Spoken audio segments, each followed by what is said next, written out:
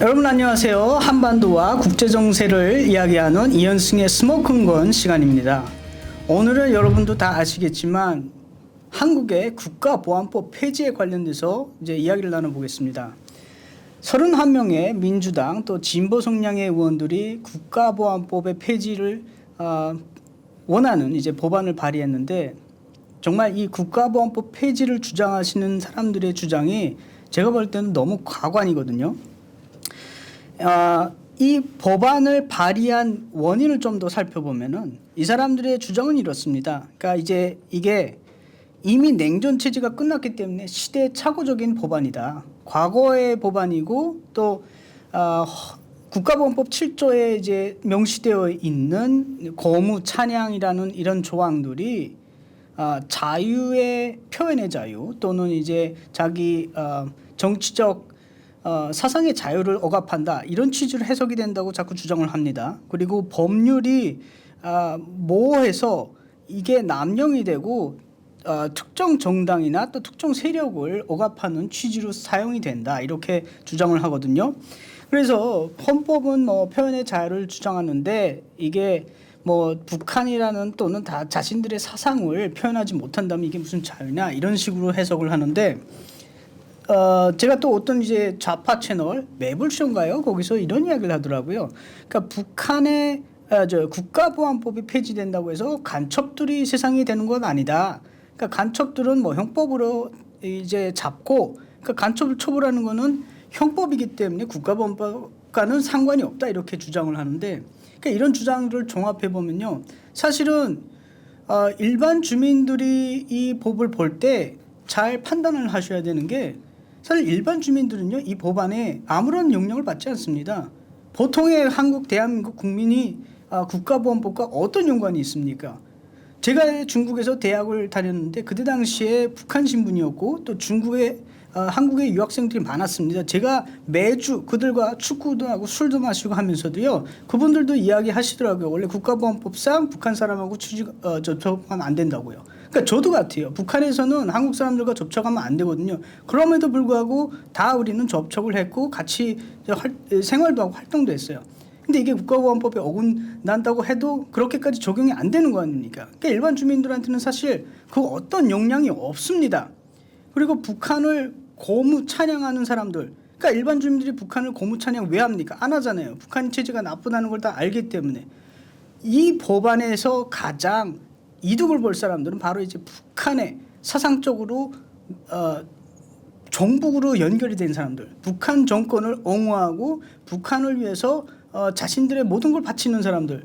그러니까 특정 우리가 흔히 말하는 정북 세력이라는데, 저는 이제 정북 세력이 이게 정북을 떠나서 반자유민주주의, 반대한민국 세력이라고 봅니다. 그러니까 이런 분들이 자신들의 과거 또는 앞으로 행해야 될 이런 그 불법 행위들, 반국가 행위들을 감추기 위해서 국가보안법 폐지를 철저히 매우 주장을 하는 건데, 과연 이제 우리 모든 이게 좌파 우파를 떠나서 모든 국민이 생각해야 될 게 이게 맞는지, 그런 판단을 좀 더 하고, 우리가 이 국가보안법 폐지가 그들이 주장하는 것처럼 표현의 자유라든지 또 다른 억제력이 있는 게 아니다는 거를 잘 망탕 법안을 발의하는 사람들에게 우리의 목소리를 전달해야 될 것 같습니다.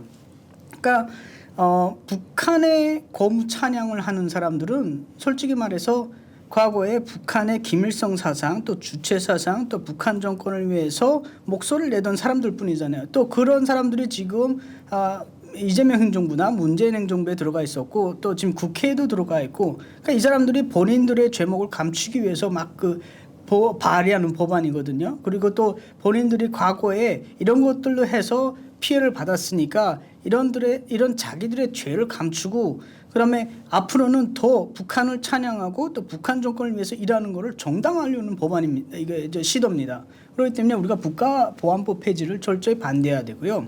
그러니까 국가보안법이라고 하는 이 법이요, 사실은 일반 형태의 법과 다릅니다. 이 형법과도 다르고 다른 무슨 남북 교류법과도 다르고 그것들로 처벌할 수 있는 법률이 있다고 하지만 국가보안법은 이 우리 대한민국 국민들이 사는 체제, 바로 이 자유민주주의 체제를 수호하는 마지막 보루라고 생각하셔야 돼요.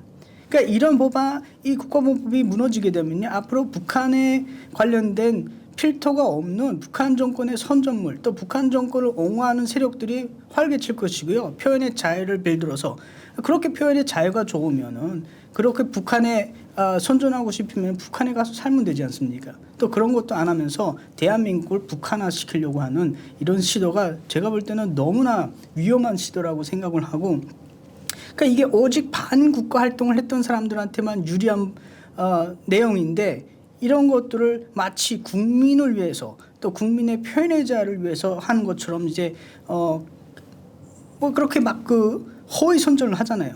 허위 시도를 하고. 그래서 이 국가보안법 폐지를 이용을 해서 자신들만의 독재 체제를 만들겠다는 이런 심산이고, 또 이런 독재 체제를 우리가 계속 반대한다고 이야기를 하지만 이 사람들은 북한 독재 체제는 한 번도 비판을 안 합니다. 그래서 우리가 좌파 시민들이요, 제가 볼 때는 우파 시민들이 깨어난 분들도 많습니다. 그런데 좌파 시민들, 이 민주당을 지지하는 시민들도 이 국가보안법 폐지에 대해서 다시 한번 생각해 봐야 됩니다. 과연 그 사람들이 이 좌파를 지지하는 국민들, 또 우파를 지지하는 국민들, 대한민국 국민들을 위해서 이 법안을 발의하는 것인지, 아니면 자신들만의 안전과 자신들만의 활동을 위해서 발의하는 법안인지 다시 한번 생각하고 이 법안 철회를 요구를 해야 됩니다. 그리고 마지막으로 말씀드리고 싶은 거는, 이게 사실은 국가보안법 폐지는 북한이 오래전부터 한국의 이제 좌파 진영이죠, 준 숙제입니다. 명령이고요. 그래서 우리가 북한에 있을 때도 계속 노동신문에 국가보안법 폐지에 대해서 주장이 나왔었습니다. 그리고 북한은 아시다시피 남한에 지령을 주잖아요. 그러니까 아직까지 많은 분들이 국가보안법 폐지가 뭐 간첩이 어디 있냐 이런 소리를 하시면서 간첩 이야기를 하시는데, 간첩이 실질적으로 있잖아요. 민주청 간부들이 간첩질하다가 잡혔고, 또 북한에서 지령을 받은 사람들이 그 돈을 받고 정보를 넘기고, 또 북한은 지금 이 시각에도 시시각각으로 한국의 이 인프라에 대한 해킹 공격을 감행하지 않습니까? 그러니까 이런 활동들이 다 종합적으로 봐야 되는데, 단순히 냉전이 끝났다, 그리고 이 시대적으로 떨어진 법안이다, 이렇게 생각하는 것 자체가 저는 매우 오산이라고 생각을 합니다. 냉전 체제가 끝났다는 것은요, 이 서방에서 소련이 무너지면서 냉전 체제가 끝난 것이지, 적어도 한반도에서만은 냉전 체제가 끝난 적이 없습니다. 지금 두 나라가 이 전쟁 중인 상태고요, 엄연히 말해서. 그리고 대결하고 있지 않습니까? 그러니까 자꾸 한국에서는 체제 대결 끝났다, 냉전 체제 끝났다 이야기하는데, 북한은 아직까지 그대로 냉전 체제 시스템을 돌리고 있습니다. 스파이도 보내고 정보도 캐치하고 대한민국을 무너뜨리기 위해서 온갖 그 세력 모든 자원을 쏟아붓고 있는데, 대한민국만 자체 무장을 해제하고 있다, 이 말씀입니다. 그래서 국가보안법 폐지를 철저히 막아야 되고요.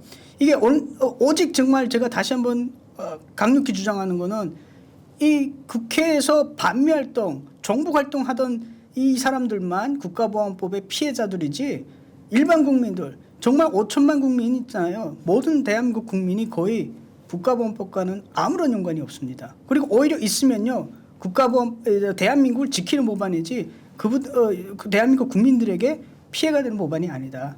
그래서 강력한 주장할 거를 여러분께 요청을 드리고, 자, 이현승의 스모킹건 오늘은 여기서 마치겠습니다. 다음에 더 좋은 주제로 여러분을 찾아뵙겠습니다. 감사합니다.